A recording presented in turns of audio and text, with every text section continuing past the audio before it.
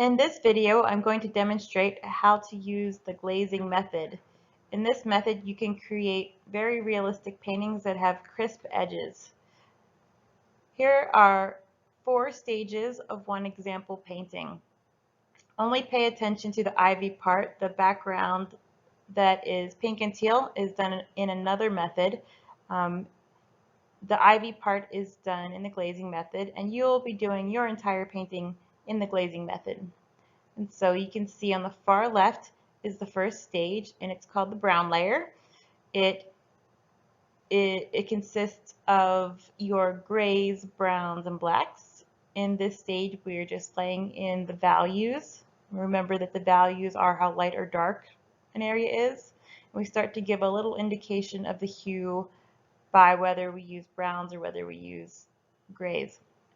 In the second stage, the second from the left, you will see what is traditionally called the dead layer because it is all of the cool colors, the blues, purples, and greens.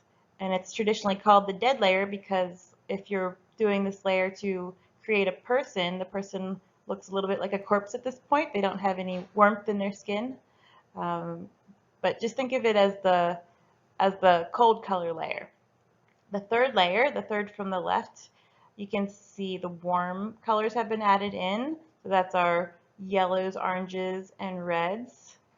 And lastly, the fourth image here shows the last stage in which I included a little bit of alla prima painting because certain colors can't be done with the highly saturated translucent pigments. And so we have to add a little bit of alla prima in to get pastel colors and mint colors. And I also, in this final layer, include any other glazing that I might need. Let's say maybe one area needs to be a little bit more purple, another area needs to be a little bit more yellow. I just can go back with any translucent pigments at this point as well and just make any kind of corrections that are necessary. In this video, I'm going to show you 2 different paintings that I'm working on as I'm working on them in real time. One of them is a warmer colored glazed method painting, and the other one is a cooler color one. And so you can see how I adapt using this method for different kinds of colors in the finished product. Okay, stick with me. You realized when you were doing your square painting that some of the paints are a little bit more translucent and some of them are more opaque, and that is a really important thing to keep in mind when you're doing the glazing method.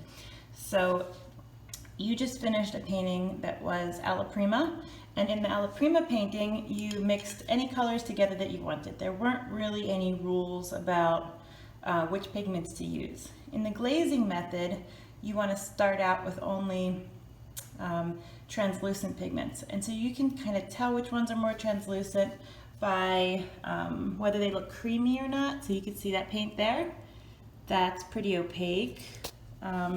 This one's opaque, you can see very opaque. So here I'll show you, if I were to pull them out a little bit, you see how you can see through that very easily to the white behind? See how translucent that is? Whereas this one, you can't really see through it in the same way, okay? And this one's the same way. You gotta find a finger that's not already colored. Let's pull some out. You can't see through it very well, right? These two. Whereas these ones, you can see the white shining through at the edges, okay? So for the first several layers of the glazing method, we're only going to be using translucent pigments. And I'm going to show you my palette for each layer to show you which paints I'm laying out. Okay, so we're not going to start with this. I just put these out here so you can get an idea of the different kinds of paints.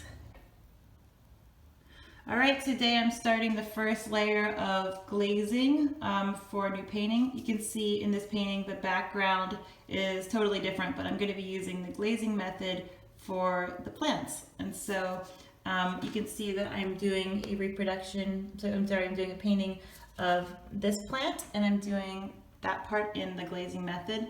So for the first layer of the glazing method, we're going to do browns and blacks. So we're basically just getting the the values down, you know, how dark or light it is. And then we'll put the chromatic stuff, the hues, the cool colors and the warm colors on top of that. And so you can see, because the painting is going to be entirely green, different, you know, types of green across this entire plant, I'm only using black. And so if you look at my palette here, you can see that the only color that I have down is black. And for this first layer, I'm going to be using mostly turpentine to thin it out, because it's really thin and washy and it dries really quickly. But as I move forward, I'm going to start using more medium. Now, because you're using water-based oil paint, water-soluble oil paint, you are going to be using water instead of turpentine in this first layer.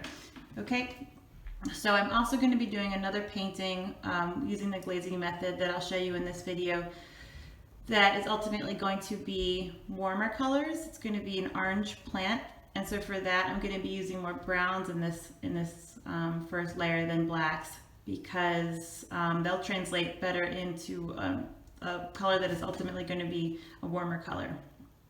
All right, so what I'm doing here is I am thinning out the black, and I'm only applying black where it's a little bit lighter, where it's grayer. It's not black mixed with white, it's just black watered down more. And so this is actually going to dry really, really quickly. It'll probably be dry in a couple of hours. So this is an early stage of this. Anywhere that I want there to be a highlight, so if we look at my image that I'm working from, so in here, I want that to be really super duper light. I'm not going to put any paint down at all. And so here I am not putting any dark color down. I'll show you another stage of this in a few minutes once I have a little bit more detail in here. But the reason that I'm leaving this part blank is because I can go darker and darker and darker with this method, but I can never go lighter. So basically I'm never going to put white pigment, so I'm not putting any white paint onto this painting. The light parts, the parts that are white, are just going to be white from the gesso or the white paint that's underneath. You see how I whited out this whole section? That's the only white that's going to be there. I'm not adding any more white to this. Maybe just a teeny weeny little bit at the end if I have to, if I've made any mistakes. And the reason that we do this with the glazing method is that we want these things to look like they're lit from behind. And so it's going to look really jewel-like, crystal-like. It's going to look really very, very crisp in a way that it would not look crisp if I added white. If I added white, it would look a little bit chalky, it would look more pastel, whereas this is going to look more vibrant. So I'll come back in a second once I've gotten a little bit more detail into this and show you where I am at that point. And we're back. And so you can see there's a lot of detail in here, and in this first layer you want to get in all the detail that you see. And so I had first put down and showed you kind of a general wash, and that's still what you see up here and over here. But what I'm doing now is going in and putting in some of the detail. And so I'm still only working with black and turpentine. You'll only be working with blacks or browns and water for yours. So I'm really thinning it out. I'm going over here and I'm putting in some more of these detail. Oh, can't see. There we go.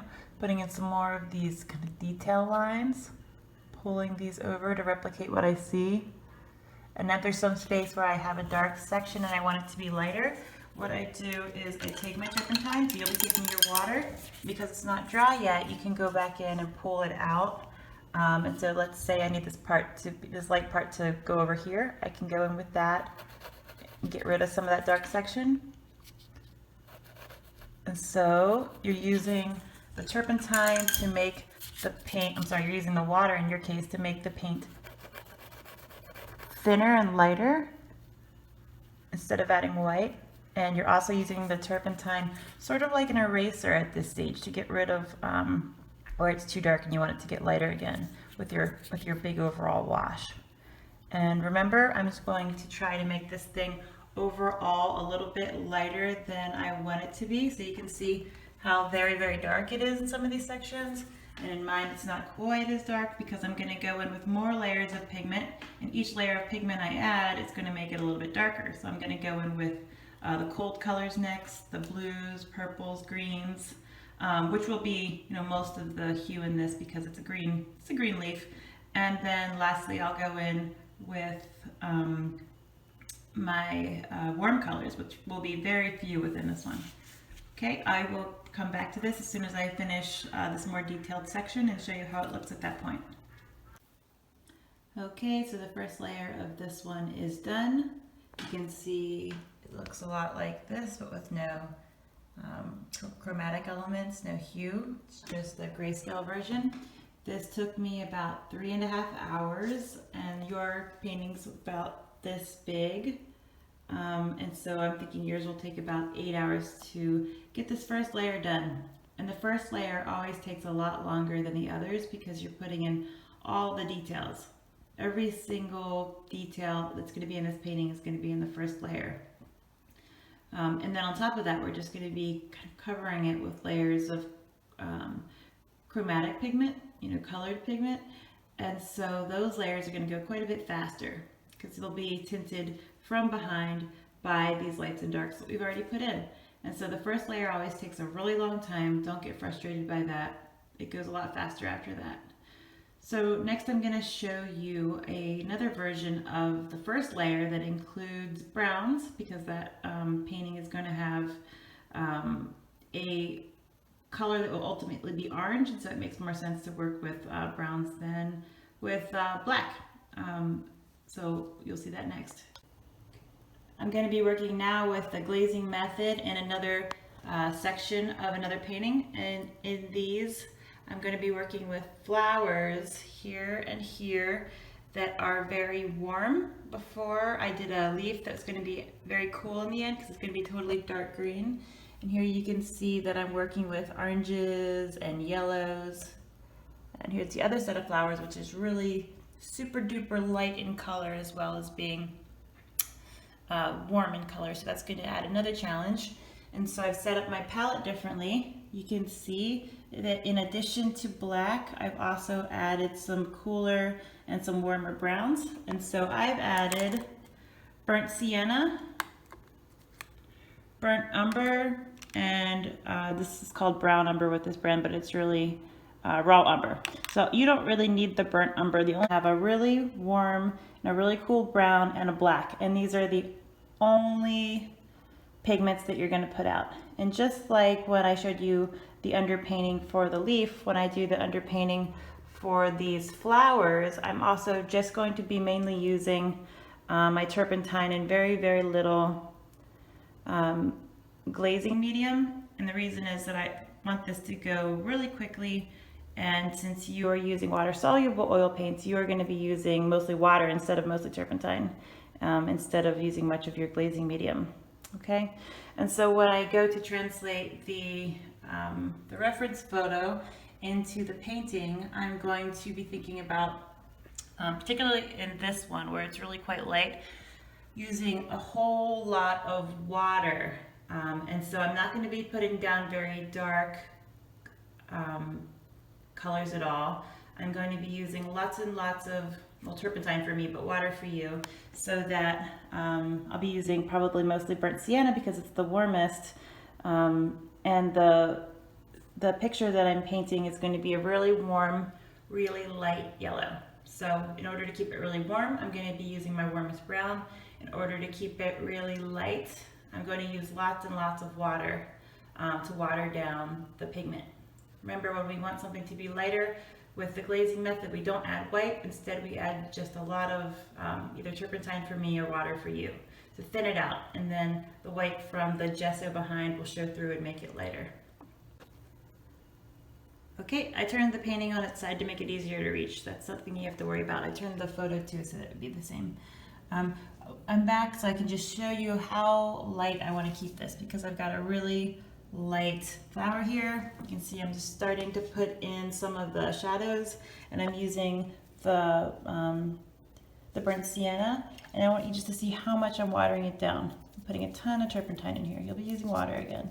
So this is the paint itself. This is where I'm watering it down, and I'm only using this part over here that's almost entirely thinner, right? Very little pigment in there, because when I put in the shadows, let me do one here for you to see. The shadows between the, the shadows between the petals.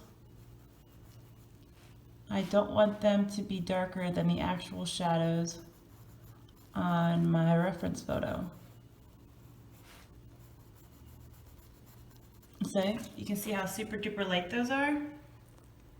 That's because the shadows in here are light. And as I told you in the first, when I was doing the leaf with entirely just black pigment the other day, you don't want to go very dark in the first layer because you can go darker and darker and darker, but you really can't go back and make anything lighter. And so this is one where I have to be really super duper careful because it's such a light flower. Now I can go certainly very dark in here, and as you can see, this section is almost purple, and so I'm probably going to switch to black paint for the first layer of this painting, of this glazing method painting. Okay, so I got this much done. This only took me about an hour and a half, maybe a little less. You can see how big it is. I didn't put a whole lot of pigment down on this one because the flowers are going to be really light in the end. So with this method, whether we're talking about that leaf I showed you the other day, here it is, or whether we're talking about these flowers that I'm painting here, anytime that you want there to be white in the finished product, you know, once all the different layers are down and all the colors are in, or anytime that you want it to be a really light, pure pigment of any other color, like for instance, I want to put down a whole lot of pure yellow in this because it's such a bright and light yellow thing. Anytime that you want it to be white or you want it to be pure yellow, pure green, pure any other color, what you do is you just don't paint there yet in this layer. You just leave it white. So you can see I left all this part white. It's just the gesso showing through. I didn't put any white pigment down. I just didn't paint that part. And the reason is we're going to do lots of layers of color. And so after this, we're going to do the cold colors, which there won't be a whole lot because you can see this is a pretty warm flower, but there is a little bit of greenness, you know, up in there, a little bit of greenness around. And so I will do a little bit of that, and then after that one, we're going to put down another layer once that's dry of all the warm colors. And so that is where this is really going to blossom. It's just kind of a pun because it's flowers. But it's when it's really going to become, it's really going to look like the actual piece. So you have to leave this part blank so that it can later become yellow. If I were to put pigment down there, it would get dark and then I would never be able to pull it back to that bright yellow because yellow is really translucent. And so when I put it down, I want there to be white behind so that you can see it. If you can imagine if you put yellow paint over black, or like over this for example, you wouldn't see it at all because it's too dark from behind, and when you see through, you just see the black straight through. Whereas if you put yellow here, because it has that white behind, it'll look yellow, all right? It'll really shine. And so a couple of things I want to note with this. You may be thinking, okay, why is that middle part kind of gray and lighter than the middle part in the original? You can see it's really kind of dark in here, almost totally black in there. And the reason that I left it sort of a lighter gray color is because, like I said before, you can go darker, but you can't go lighter, okay? So I'm gonna go over this later with purple because you saw that that black in the photograph was very purple. And so that will add more darkness to it. So I want to be a little bit conservative in terms of building up my darks at this stage. And you'll see that as I go through this painting. Another thing you might be asking is why did I use this kind of reddish brown for something that's ultimately going to be mostly yellow? And the reason is that in this stage, all I'm doing, whether I'm talking about that leaf that's eventually going to be green, you can see back there, that I made out of black pigment, or this that I made out of the brown pigment. Either way, I'm just putting shadows in, and so these colors are eventually going to change. I'm basically just putting in the values, the darker values, okay?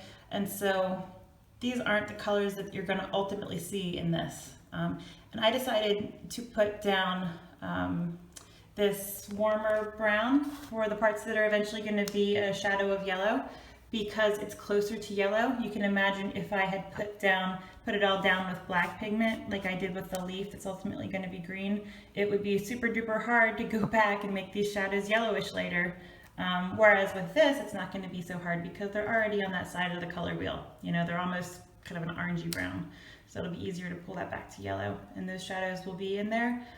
So when I do the warm layer later, it's going to go really super quickly because the values are already in. I'm talking about the lights and darks are already there. Now all I'm going to have to do is tint it with yellows, purples, whatever other colors I see. A little bit of greens in some of the shadows. All right, see you again next time. All right, so let's talk about technique in terms of applying the paint to the surface. So I'm working on this this next set of flowers. You can see my reference photo here. It's part of the same painting as that one. And so I finished this. I've gotten started on this one, and this is the same paint that I showed you in the earlier video. I still have used very super little of it. You can see what I'm doing. I'm taking the paint, just a tiny little bit, bringing it over here, adding my turpentine. You'll be adding water, really, really, really watering it down. So this is a good method for anybody who wants to conserve paint. See, I'm watering it down a ton. And I'm using a tiny brush. I always use a tiny brush for when I do this first layer. And I'm looking at my reference, coming back over here, and I am applying it very, very lightly.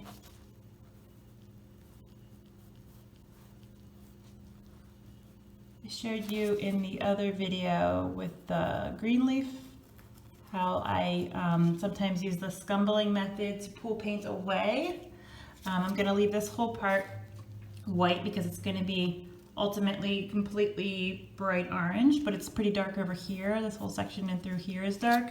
So I'm going to pull up just a tiny bit of paint, and I'm going to do a little wash, little wash of darkness around here. So I want this whole section to be in a shadow.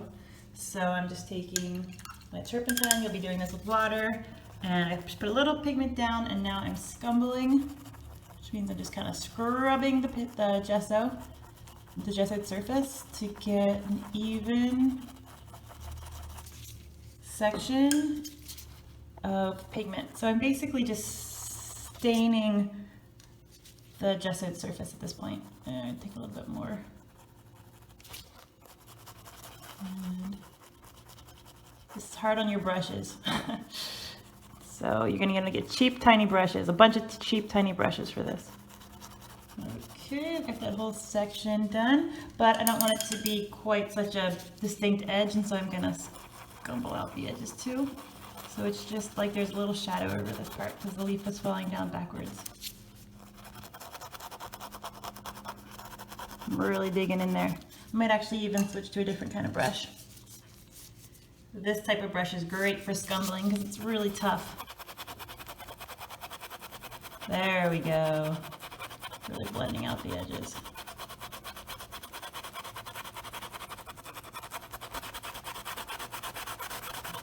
Okay. See how dry it is already? It's part of the reason why we start with such a thinned out layer. The layers after this one are going to have a lot more medium. Okay, now I want to put a little bit more detail in. These marks come across into this shadowed section. See how thinned out the paint is? It's really just like a stain, almost like you're inking it. Okay, it's kind of darker down here at the bottom, so I'll add a little bit more pigment. So I think you get the idea. Slow and steady. Constantly looking at your reference to see where the shadows are supposed to be. We're only putting in where it's going to be dark. Anywhere that you want it to be bright or light, you're going to remember you leave it totally blank.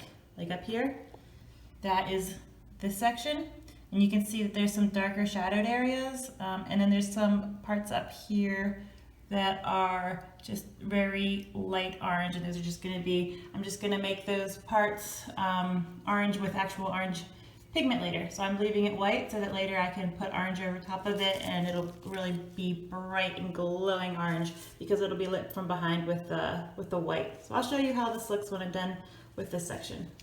Okay, I'm back. I just finished the first layer for this. So here it is. And one thing I'd like to point out to you is that there are a couple of places where the paint is a lot darker than others. You'll note that in here it's really quite dark here as opposed to down here where it's quite a bit lighter. And so with this method, you know, I talked about how much I thin out the paint. You can see it all thinned out here. But anywhere that I want it to be darker in this first layer, like in there or in there, because you can see you've got these really dark stripes, for example, I just don't use as much, you know, turpentine. And for you, you just won't use as much water. I just take the paint, oops, get some gunk on that. I take the paint and apply it almost, without any thinner at all. I make it just opaque, and then I go up here, and when I put it on, it's quite dark, see? All right, I will be doing the next layer for each of these, the leaf, these flowers, and this next. The next layer is going to be all cold colors, and so the thing you have to keep in mind is that between this first layer, this under layer, and your cold color layers, you have to let this completely dry. So wait overnight, and then in the morning, touch it and test it and make sure that it's dry before you do the next part, which we'll do tomorrow. Okay, now it's time to do the next layer, which is the cold layer. And you can see this painting, I'm mixing the Glazing Method and alla prima together. I mix them together really quite a bit with my artwork.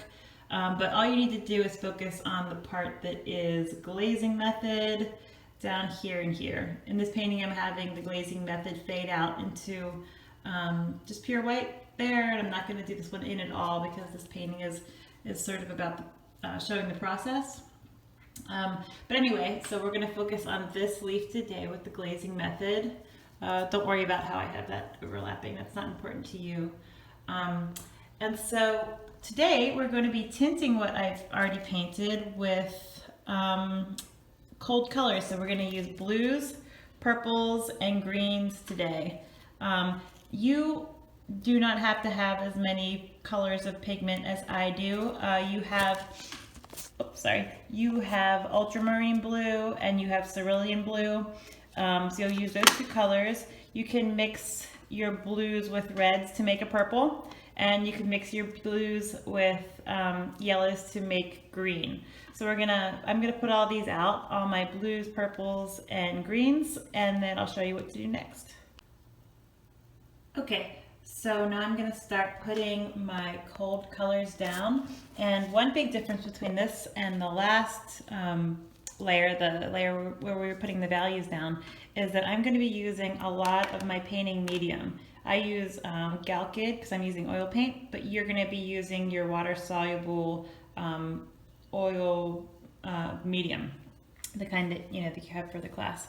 And the reason that we can't just continue to use turpentine or water in your case is that it's very chalky, and if I were to rub at this, it would just start to kind of come off a little bit. What the medium does is it acts like a glue or almost like a varnish that's going to keep your surface shiny so that it protects it from kind of, you can think of it as erosion. It protects it from ever being kind of chipped off.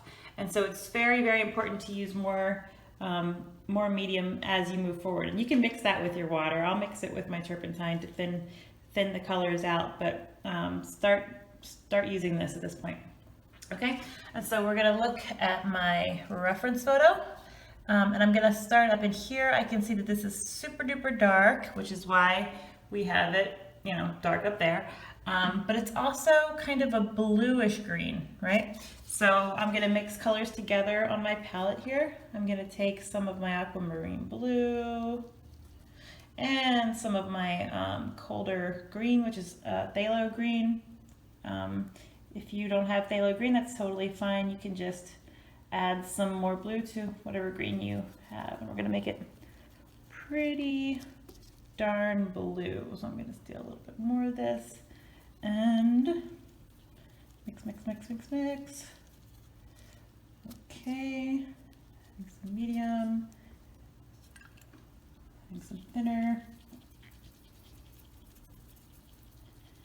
I'm not going to thin it out as much as I thinned out the yellow flower that I showed you the base layer for the other day, because I actually want this to really show up.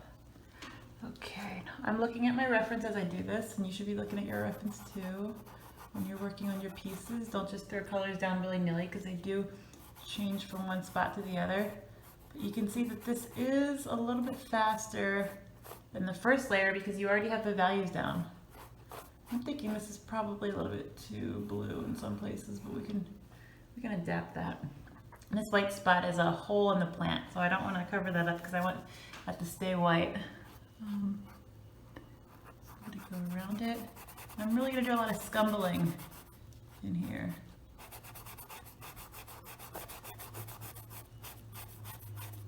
This whole back section is pretty blue, and even the edges here. Go right up to the edge, and I'm drying off my brush, coming back, pulling it out. You can see as I do this, you can see through the tinting that I'm doing, this blue tinting, to the painting underneath. I'm going to add a little turpentine. You would use water to thin that out. Sort of like stained glass, right? It's like you're looking through stained glass with something behind. You can still see what's behind, but it just changes the color of it a little bit. So this layer is going to be a bit faster. So I'm going to go and get this whole section that's fairly blue up here. I'm going to kind of block it in, and then I'm going to go back in with the scumbling and pull out the sections along here where it's lighter. Pull some of this out along here, and then I'll show you that in a few minutes once I've done it. Okay, so here you can see I finished the cold layer with this. Here's what I'm looking at. Here's what I painted. You can see about how much paint I used. Made a little bit of a mess on my palette, that's to be expected. So at this stage, it's the second stage of 4. First we do the gray and brown layer, and then we do the cold layer. And next I'm going to be doing the warm layer, and then finally I'll be doing a tiny little bit of alla prima corrections on top, because certain colors that are sort of minty looking can't be done with the translucent pigments that we're using here. So at this point you can see it still looks a little raw, a little bit gritty. It doesn't look as polished as the finished piece, and that is to be expected at this point. So when yours looks about like this, don't worry, because you still have 2 more layers to put on top. Okay, so I have the cold layer done with both of these parts of the painting. I'm intentionally leaving this part faded out just for this one painting, but you don't have to worry about that. Just pay attention to the part that is done. It's all done in the glazing method. So this one took me about an hour and a half, and this one took about, I'd say about 3 hours. It's a little bit more complicated because of all the little tiny bits. And I'm gonna start the next one. Okay, I finished the cold layer on this painting and the 2 sections that I'm using the glazing method. And there's a big difference between this one and this one down here.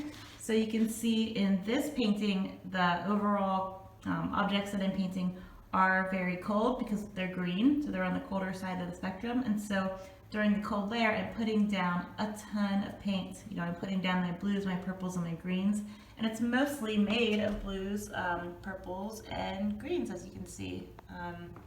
And so I put down a lot of paint. It took hours and hours and hours to do the cold layer on this one. Whereas with this one, I did both of these sections with the cold layer in under an hour. So like half an hour each at most. So you can see in here, when I look at my reference, I don't know if you can tell because you're probably not seeing like double electronics, you're probably not seeing it as well as I can see it, but I can see lots of green shadows, kind of cooler shadows between the leaves, and it had a kind of a purplish dark section in the middle, and so I reflected that here. And with this one, there were places where the leaves kind of bent backwards and there was a shadow right there and there that was kind of greenish. The middles you could see through a little bit to stuff behind them because they were kind of open in the middle, so they were kind of greenish. And I've got a little bit of purple around where some of the leaves kind of fold into the middle or kind of overlap each other and cast shadows that I saw in the photographs. And so I reflected that there. And of course I did the little green leaves that look kind of like lily pads. So the big lesson I'm trying to get across in this section is that you're not going to put a ton of paint down in every layer on every painting. It depends entirely on what the ultimate final colors are going to be. All right, so since these ultimate colors are going to be yellow and orange, we're just putting a little tiny bit of paint down in this layer. Okay, now I'm going to start the warm layer today. So you can see I put out my alizarin crimson, my cadmium red, and my cadmium yellow deep and cadmium yellow light. So I've got the warmer and the cooler versions of each of these two colors. And you know that the warm colors are yellows, reds, and oranges. I don't have an orange pigment, but that's totally fine because I can just mix these together to make oranges. I'm starting off with this flower, and I'm starting off by doing a really, really light wash. And so you can see this is the same flower. The flower overall is orange, and it's a really intense, warm orange. It's kind of almost reddish fuchsia in some of the shadows. And so I'm starting off with the lightest color of orange, where it would be down here, for example. It's really super light, almost kind of yellowish. And so I'm starting off with this much less intense orange. And I've done that over here on my palette. I mixed up a general orange color, and then I used a lot of turpentine, and I already poured some the medium into my orange. And so I'm just pulling out the tiniest bit. You can hardly see it at all, right? The lightest little bit, and that's what I used to do this general wash. And so with all of these layers, the whole way through, the name of the game is the more turpentine for me or water for you, and the more painting medium we add in to thin it out, the lighter it's going to be. And if we want it to be darker, we just apply the color less thinned out. So let me find a spot where it's going to be darker. Okay, so it's kind of darker in here where the shadow is. So you can see when I put it down, it's more intense orange. So I don't actually want it to be that intense. I'm gonna blur it out a little bit. So I'm not actually using different pigment, I'm just thinning it out less. And you can see that it's a really different color when I'm getting on there. Okay, so you're gonna do that with every single layer. Let me pull this out into this shadow and blend it out with a pretty dry brush. Okay, so what I'm going to do next is go on top. I'm going to look here, see all these places where it's more of a alizarin crimson color. Places like here where it's just a more intense orange. Here it's like kind of orange and alizarin crimson together.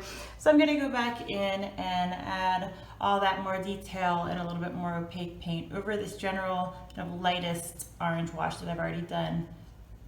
Okay, here we are. This took me about 2.5 hours in total. You can see how big it is based on my hand here. And one thing that I did that was quite different than what I normally do with the glazing method is that part of the image in here is really quite bright yellow, and so it basically is the color of my cadmium yellow light here. And so I actually put down the cadmium yellow light pretty opaquely. You see everywhere else I did it, I added the paint in a translucent manner so you could see through. You can see the kind of the colors behind in here, colors behind in here, and here you can see that green I put on underneath kind of showing through. So everywhere else everything is done really translucently, but here I put down opaque paint because it really is just that color, you know? You can see how bright that yellow that is. And so that's one instance where I kind of changed the roles a little bit. And so I'm going to do this one next, and you will see that in a moment. Okay guys, so you can see that this yellow is really different than the other yellow in the other flower I painted a minute ago. You can see it's really, really light, particularly at the tips. It's pretty pale yellow compared to that intense one that you see here. And don't worry about the way that I'm flipping this canvas around. I just flip it to make it easy to reach. And then I flip my reference photo to get it to be in the same orientation. So don't worry about that. Let's talk about the technique though. Okay, so in that last one, I mentioned that where I wanted the paint to be really intense neon yellow, I just laid down my my cadmium yellow light opaquely, but because I'm doing this, which is very similar in color in terms of it's a really um, uh, sort of cooler, see, you can see here, this is a cooler yellow as opposed to this cadmium yellow deep, which is a warmer yellow, like almost orange. I want to go with the cooler yellow here.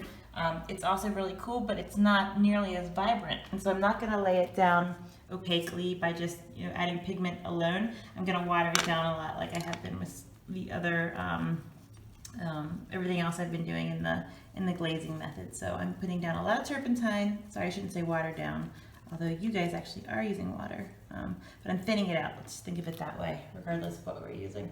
And I'm looking at my reference, and you should always be looking at your reference. But first I'm going to go over this with a very light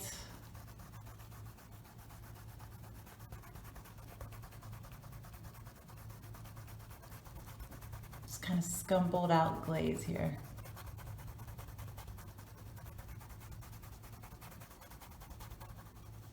Now at the tips, like down here where it's super, it's really hard to see it, between the phone and the computer, but it's not actually white like it might look on the video. It's actually very light yellow. And so down here I'm probably not going to add any more paint, but up here where it's a little bit more intense, I can go back and do another layer, just add a little bit more. So you can do this in layers, or I could go in and just add a little bit more pigment, a little bit less thinner. Scumble this out as well. That's a little bit more intense at this side. I'm adding more paint down here, but I want to leave it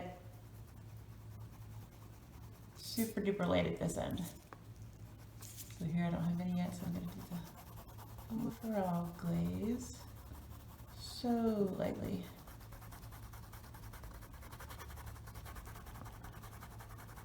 Oops. So you can see I'm using very little pigment, a lot of thinner, and a fairly dry brush.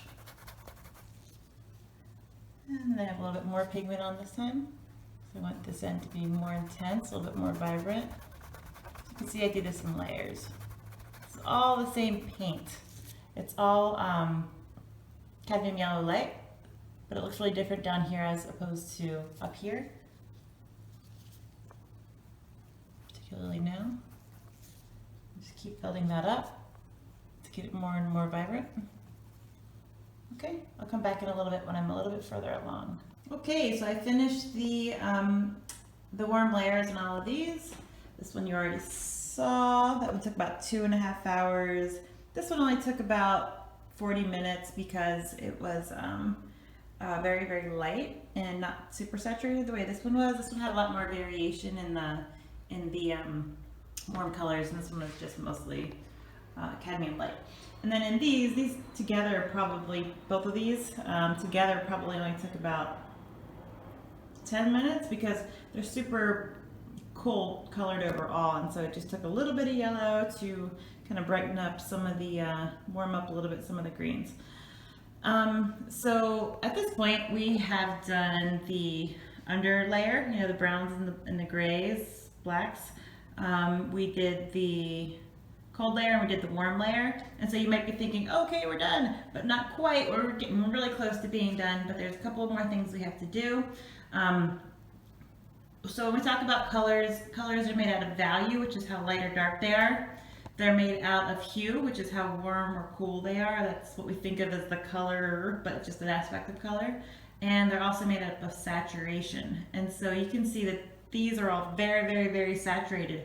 And the glazing method is really good for doing anything that's really saturated like this, but some colors aren't saturated. So if we look in here, you can see that it looks pretty good in the parts that are dark, but the parts that need to be kind of a lighter section, like in here, it's kind of a light chrome blue.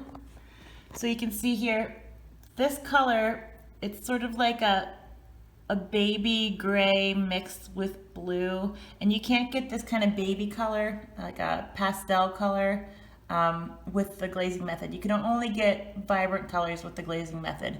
And so I have to go back in and do a little bit of alla prima painting where I actually do mix some white in. You can see in here, the paint started to peel up a little bit when I was painting on top of it. And so that's an example of where I did not use enough of the medium. I should have used too much of the thinner. I should have used more of the oil paint medium, okay? So I can go back and fix that, but that's just an example of what could happen. Okay, so in my alla prima painting, I started out trying to make this kind of chrome color. It's probably hard to see over a couple electronics, but I mixed some black, some white, and a lot of the blue over here, the cerulean.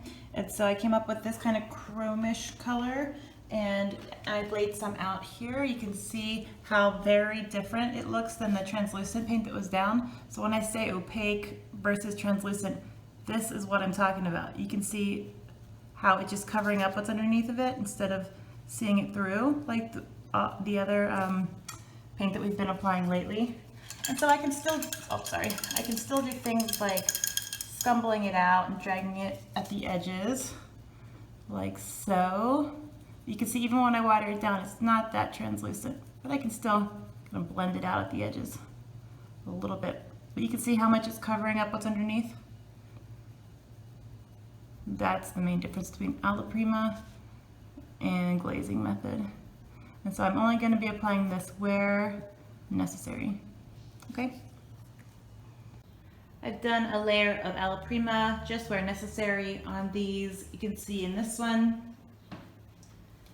it needed quite a lot of it because it's got so much kind of chrome-like colors and minty kind of baby blues going on up and through the shines and everything. Some places where I didn't use it, up in here, not so much in here, this part not so much. That one took about 3 or 4 hours because it required so much. Whereas this one down here, it's a much more vibrant color, you know what I mean? It's kind of a brighter green, a warmer green. The warmth isn't what makes it vibrant, it's the fact that none of it is kind of a baby color, except, or I mean to say pastel, except along the spine here, you can see that it's kind of a chrome color. And so I used a little bit in there, and it went up into the spines of the leaves a tiny bit, and a tiny bit up these spines. And that's the only place I've put it in this whole part. And that only took about 10 minutes. Over here, this one took about an hour and a half, I guess. And so did this one. You know, this one I needed it quite a bit in here because we've got these mint colors. And I added a little bit of a shine in here. You can see, and a tiny bit of a shine in down there. And that only took about an hour. So you might be thinking at this point, okay, the glazing sections of these paintings are done now, but not quite. The last thing I'm going to do is go back over these once they're dry to put in a little bit more glazing on top. So I'm not doing alla prima now, I'm just doing any kind of colors that I might have missed or that the alla prima might have covered up, that it's not quite the right shade yet. So I'll go back and do that in a second. At this point we're mostly done. I'm going to do just one last layer of glazing over this, just to basically tint things that are still slightly the wrong color. So what I have out here are all of my translucent paints, and I've got my medium, and so I need to darken up and make bluer this section over here. And so I'm just making my very last little correction. That paint's getting dry. Okay. So lots of medium. Gonna use a little black in that. Dark blue. Is that too dark? Yeah. Okay. Thin it out. And always looking at my reference. This part needs to get darker. Much darker. So you can see I'm just tinting it a little bit more, and I'm not just doing cool colors, I'm doing warm colors, I'm just doing whatever I need to correct. Making those last final few corrections, and then I'll be done. I'll come back when I am there. Okay, I finished up the glazing on this. After my alla prima layer, I went back and did a little bit more glazing in between the leaves and in the purple part of the middle of the flower. And down here I threw some more shadows on, some green shadows in here, some green shadows in here, and a little bit more of the purple shadows down in the bottom one.